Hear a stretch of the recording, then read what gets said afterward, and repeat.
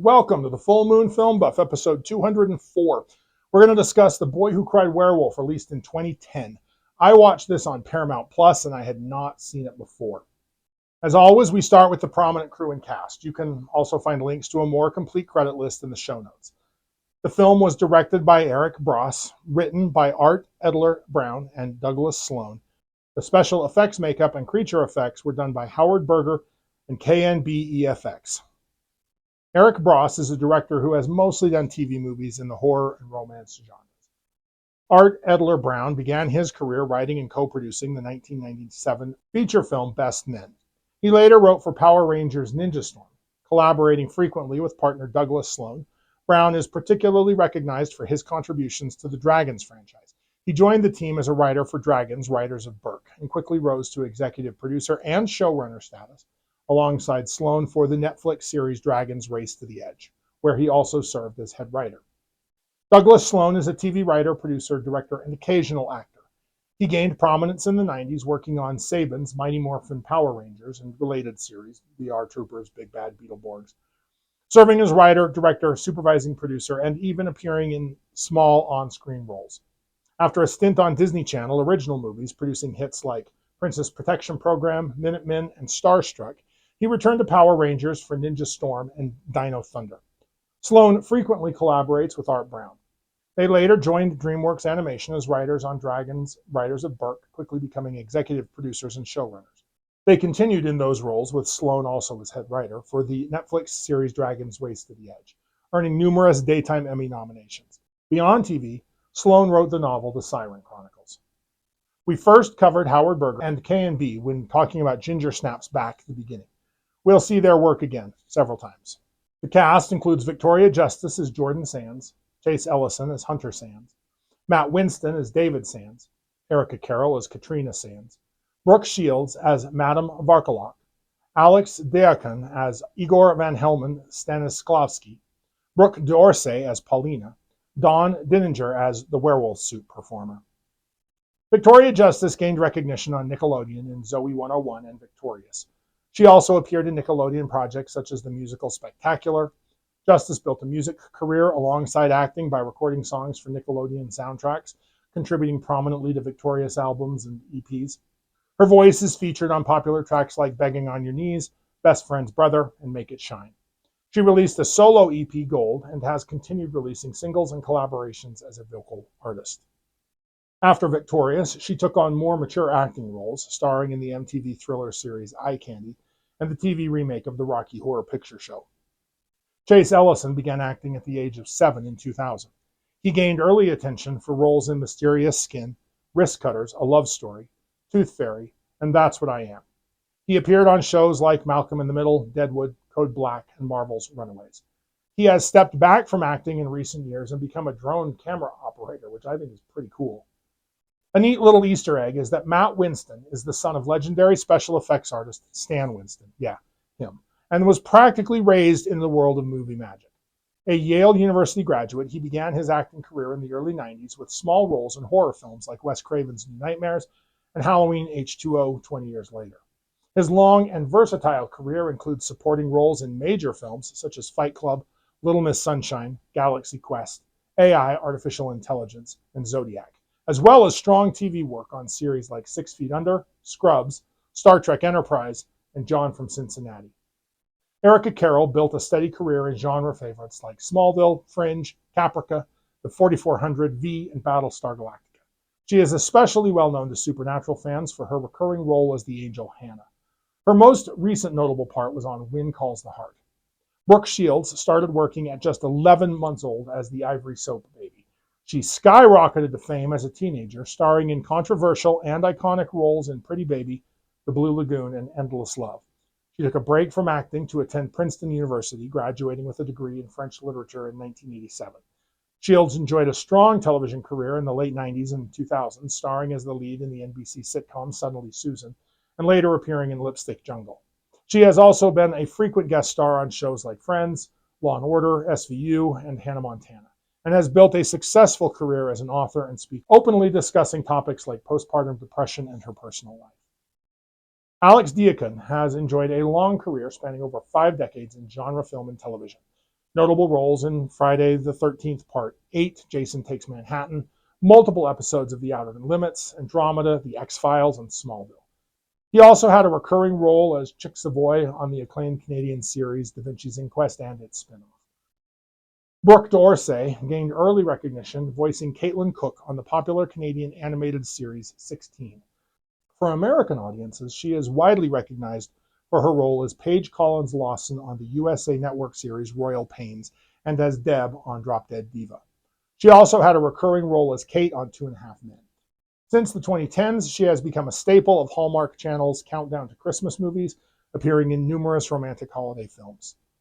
Dawn Dininger is an American special effects artist, master character fabricator, creature suit performer, puppeteer, stunt performer, and occasional actress.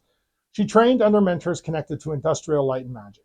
Dininger has worked for top effects houses, including Stan Winston Studios, K&B FX, and Legendary Effects, and Legacy Effects on amazing films. Her fabrication and suit performance credits span major franchises: The Hunger Games, X-Men, Days of Future Past, various Marvel films, including Avengers, Age of Ultron, Captain America, Civil War, Thor, and Captain Marvel. She was on Guardians of the Galaxy Volume 2, Pacific Rim Uprising, The Shape of Water, and more. She's best known to audiences for her extensive acting work on Star Wars live-action series with Legacy Effects. This includes creature fabrication, suit performance, and puppeteering, notably contributing to Grogu/Baby Yoda on The Mandalorian. She has also appeared on screen as various aliens and creatures, such as a Rhodian prisoner in the Book of Boba Fett and Numa in Skeleton Crew. Dininger continues to teach character fabrication techniques and remains active in creature effects and performance work. We've seen her work before on Skinwalkers, and we will see her again when we get to Twilight Breaking Dawn. Honestly, I'm surprising myself here. If you are in the mood for a breezy, not too scary werewolf story with heart, solid practical effects, and some genuine laughs, I'd recommend giving The Boy Who Cried Werewolf a watch, especially if you have younger viewers or just want something fun and undemanding. It's not groundbreaking, but it's entertaining and has more charm than I expected from a Nickelodeon original. Some quick background first. This isn't connected to the 1973 film of the same name. It's a fresh take inspired loosely by The Boy Who Cried Wolf fable, but flipped, so that the boy is dealing with a real werewolf in the family. The first full werewolf transformation makeup for Victoria Justice reportedly took about 3.5 hours to apply, which, frankly, she got off a little lucky with some of the big makeup jobs. Fun fact, Madame Varkolak's name is a nod to Romanian folklore. Varkolak means werewolf in Romanian. So let's cover the synopsis. The Sands family, Dad David, daughter Jordan, and son Hunter, are struggling in the aftermath of losing their mom. Bills are piling up. Jordan's an awkward vegetarian social outcast at school, and Hunter keeps getting in trouble with gory monster pranks. This is particularly important because it is why everyone takes everything Hunter says with suspicion. They learn that they've inherited a castle in Wolfsburg, Romania from their late great-uncle Dragomir. They head off, hoping to sell it quickly to fix the family finances. Once there, Hunter learns about a local werewolf legend called the Beast. The family meets the stern housekeeper, Madame Varkolak. Every time anyone says her name, a wolf howls, and this is a funnier joke than you think it will be. The quirky townsfolk are prepping for a werewolf festival. Jordan meets a cute butcher's assistant named Goron, while Dad meets mysterious local real estate agent, Paulina. While searching for the castle's Wi-Fi router, Jordan and Hunter find a secret lab, and Jordan steps on a broken vial of lycanthrope blood labeled LB217. It cuts her foot. Soon her allergies vanish, she craves meat like crazy, gains super senses and agility, and starts getting along with dogs. She just, in general, starts acting more wolfish. Oh, and her leg hair is out of control. Hunter figures out that she's turning into a werewolf and panics. His friends back home suggest silver bullets, but Hunter is not about to shoot his sister. A mysterious man in a cape gives Hunter a cryptic warning. Jordan wolfs out and almost attacks Hunter before running off into the night. The next day, she has a panic attack over her new condition. Music video break. Madame Varkolak reveals the family secret to Hunter. The Vukovic family are werewolves who protect the town and the world from vampires. Their late uncle was the legendary Wolfsburg Beast. He also created a cure for lycanthropy. Paulina turns out to be the vampire leader.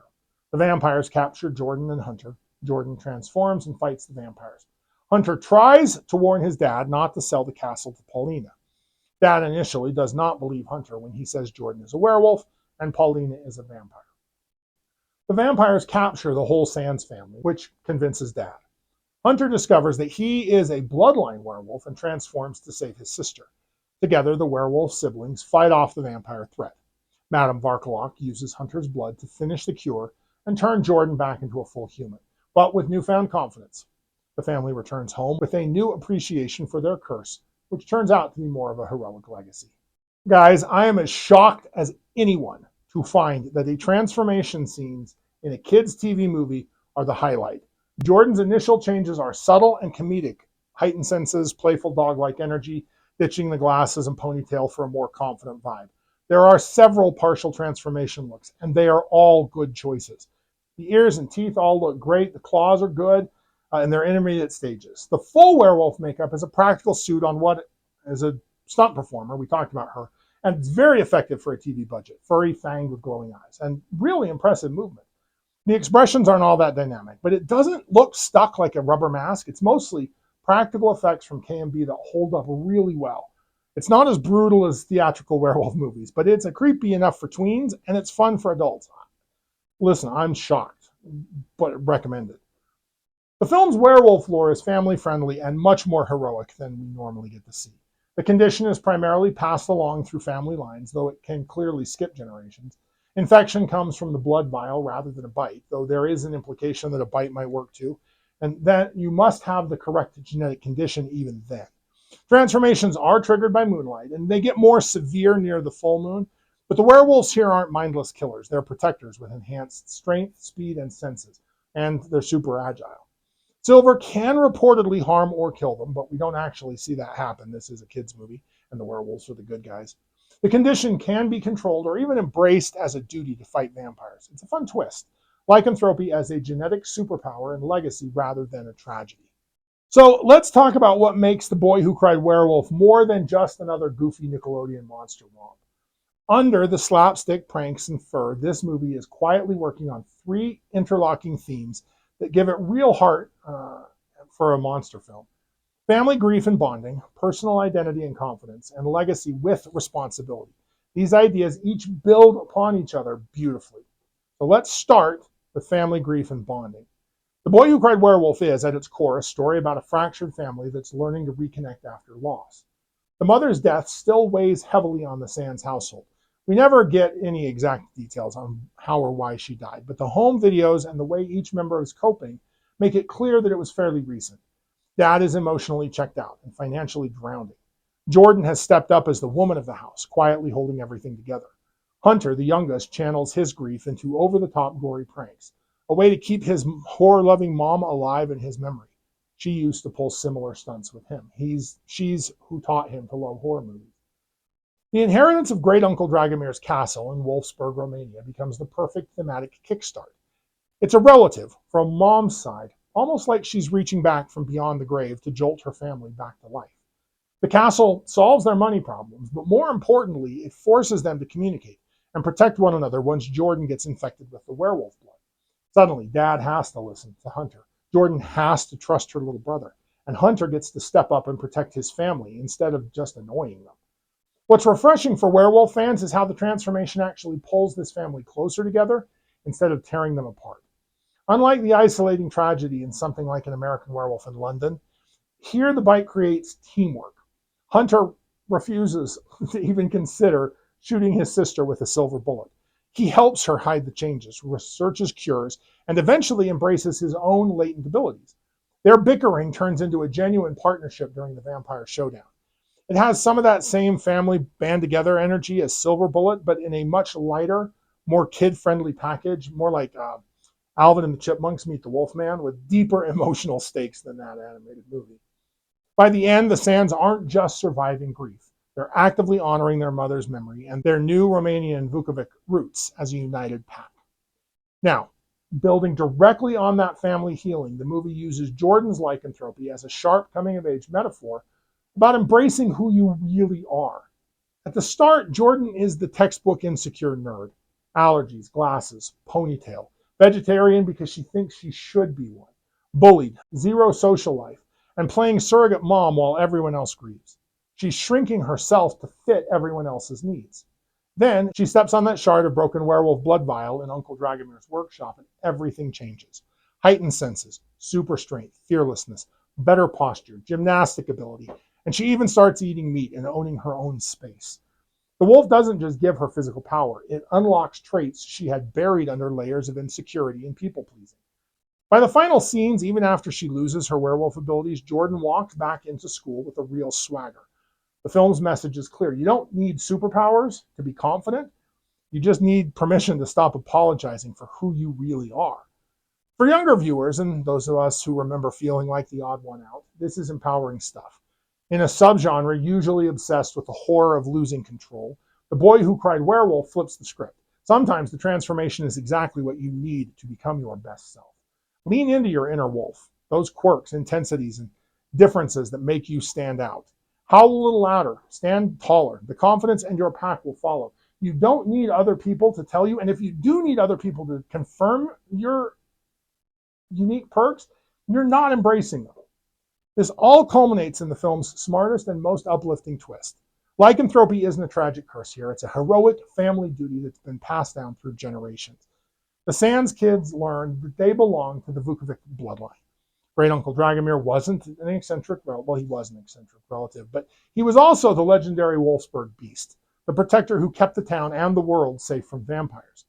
Madame Varkelag, Brooke Shields, clearly having the time of her life here, spells it out. The werewolves of this line have stood against greater evils for generations.